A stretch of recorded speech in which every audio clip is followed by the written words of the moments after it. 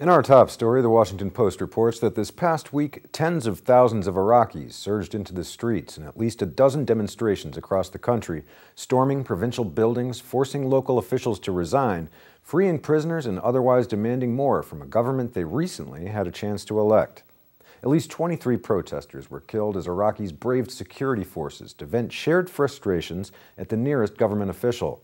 Sunnis, Shiites, Kurds, and Christians shouted for simple dignities made more urgent by war: adequate electricity, clean water, a decent hospital, a fair shot at a job.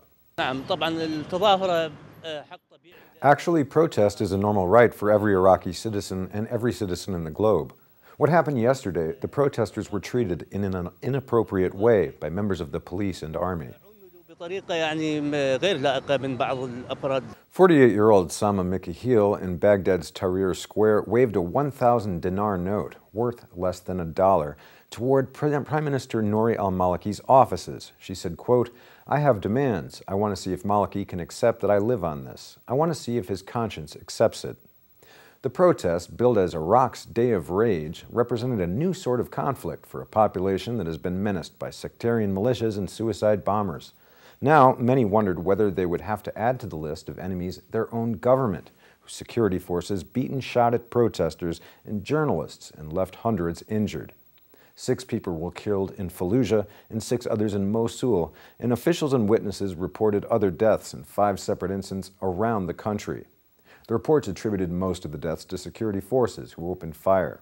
The demonstrators who sparked the crackdown were calling for reform, not revolution.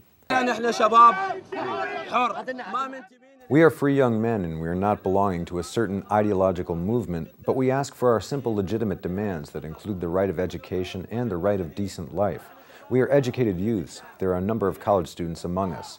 The government have stolen our dreams. We are young men without dreams. Crowds forced the resignation of the governor of the southern province of Basra and the entire city council of Fallujah and chased away the governor of Mosul, the brother of the Speaker of Parliament, who was also there and fled too. The day's events posed a unique challenge for the Obama administration, which has struggled to calibrate its responses to the protests rolling across the Middle East and North Africa, but has a particular stake in the stability of the fledgling democracy it helped usher in. The U.S. Embassy in Baghdad played down the violence as well as the draconian measures Maliki took to stifle turnout.